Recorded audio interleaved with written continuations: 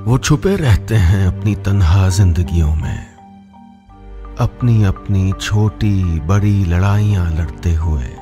ढिंडोरा नहीं पीटते, पत्रकार नहीं जानते उनके घर का पता, लेकिन वो तो हमारे ही पड़ोस में, हमारे ही मोहल्ले, हमारे शहर में रहते हैं।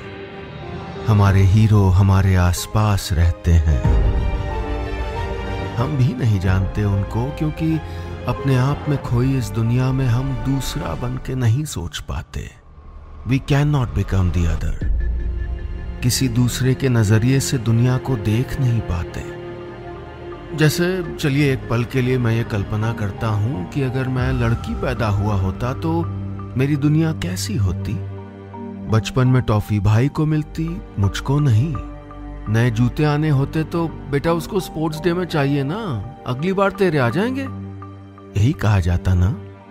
मोहल्ले में निकलते वक्त पीठ पर मनचले लड़कों की कई जोड़ी नजरें भालों की नोक की तरह गड़ती, और माँ कहती, नजरें झुका के चला करना, तू उधर से जाती क्यों है, रास्ता बदल ले। फिर एक दिन मेरी शादी हो जाती और अपना घर, अपनी अलमारी, अपने बरामदे का मनपसंद कोना, अपना मनपसंद चाय का कप जिसे कोई और छू नहीं सकता है, अपनी माँ की गोद जिसमें रोया गाया सब किया, वो सब छोड़कर एक नया घर थमा दिया जाता। नई अलमारी, नए बरामदे का नया कोना, नया चाय का कप, नई माँ। लेकिन इन्हों लड़कियों के साथ एक बड़ी समस्या क्या है, ये फिर भी सपने देखना नहीं छोड़ती। चाहे ब्राउन पेपर चढ़ी कॉपियों पर गोद गोद के लिख दें, या माँ की साड़ी में गांठ बांध लें, या बस बाथरूम के शीशे के सामने सिसकते हुए खुद को याद दिलाती रहें, लेकिन सपने देखना नहीं छोड़ती। मैं सीखना चाहता हूं ये कला, मुश्किलों में भी सपने देखने की कला, छोटी छोटी जीत जीतने की कला।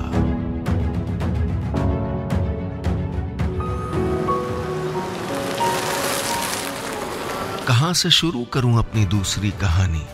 देश के सबसे पिछड़े जिलों में से एक सोनभद्र से, वहां उस खेत से जहां एक नन्ही सी नई जन्मी बच्ची मरने के लिए डाल दी गई थी।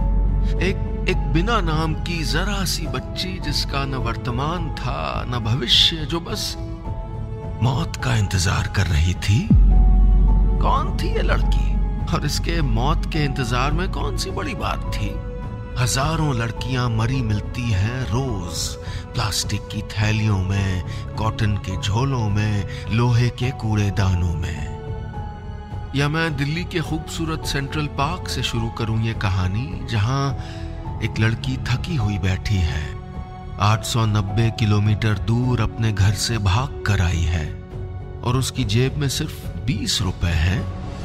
या उस सुबह से, उस पार्क से शुरू करूं ये कहानी जब वो लड़की एथलेटिक्स की प्रैक्टिस कर रही है, उस बड़े शहर में अपनी जगह बना रही है जहां वो अपने लिए किसी जगह की कल्पना नहीं कर सकती थी। लेकिन खेत में पड़ी उस नन्ही सी जान ने, जिसकी किस्मत में कोई अकेले एक वीरान ठंडे आसमान के नीचे मरना लिख गया था, उसने मरने से इनकार कर दिया। जिंदगी को बदलने वाले लम्हे कब किस भेस में आ जाएं ये पता नहीं चलता। उसे खेत से उठाकर एक बुजुर्ग महिला अपने घर ले गई और गोद ले लिया।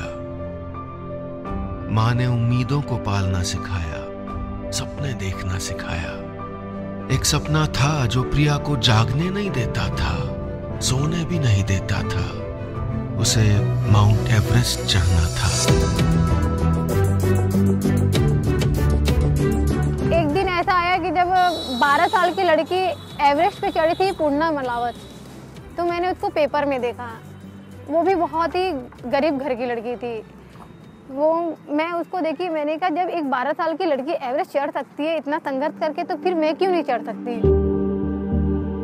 लेकिन जब तक इम्तिहान का ग्रहण न पड़े, शायद सूरज का बरस पूरा नहीं होता।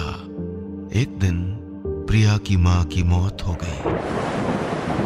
अब उनका असली खून, उनका परिवार इस छोटी सी गोद ली हुई लड़की के खिलाफ हो गया। मेरे मामा के लड़के जिन्होंने मुझे काफ़ी परेशान किया, उन्हें सिर्फ प्रॉपर्टी से ज़्यादा वो था। वो मेरी शादी लगवा रहे थे, मैं शादी नहीं करना चाहती थी। कौन जाने ऐसी स्थिति में क्या करती होंगी ये लड़कियां जब उनको उनकी इच्छा के विरुद्ध घर की चारदीवारी में बंद कर दिया जाता है। रो के बैठ जाती होंगी या अपनी किस्मत को कोस लेती होंगी या परिवार के थोपे गए लड़के के साथ शादी करके ससुराल चली जाती होंगी। खाना बनाना सीख लेती होंगी, रोटियां और गोल कैसे बनाए ये अनुसंधान करती होंगी। लेकिन प्रिया को उसकी जिंदगी का सबसे बड़ा सपना सोने नहीं देता था।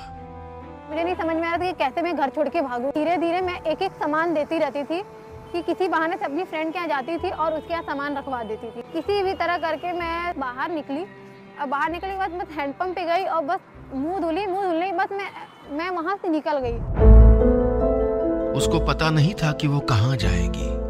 सोनभद्र से बनारस चली गई, फिर दिल्ली की बस पकड़ ली। लोगों ने कहा किसी लड़के के साथ भाग गई होगी। बड़ी कमाल की होती हैं ये भागने वाली लड़कियां। आप हम रोज उनके सामने एक दीवार चुन देते हैं और वो रोज उस दीवार को फांद जाती हैं। और प्रिया, उसे तो और कुछ दिखाई ही नहीं देता था। उसके सामने एवरेस्ट था। ये महज बर्फ से ढका एक पहाड़ नहीं था, ये उसकी जिंदगी का, उसकी उम्मीदों का, उसके ख्वाबों का एवरेस्ट था।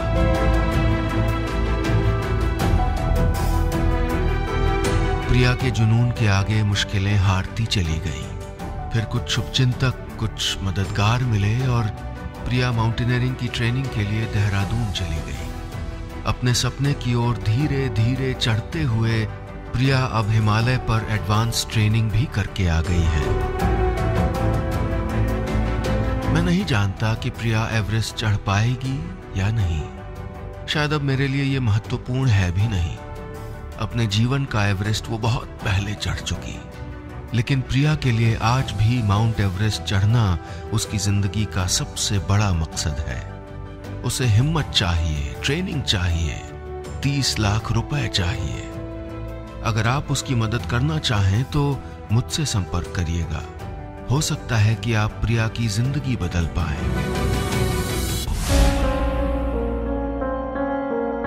कौन जाने इनमें से कितने लोग अपनी अपनी जिंदगियों में खामोशी से ऐसी असंभव लड़ाइयां लड़ रहे हैं और जीत रहे हैं कि हम उनकी कल्पना भी नहीं कर सकते।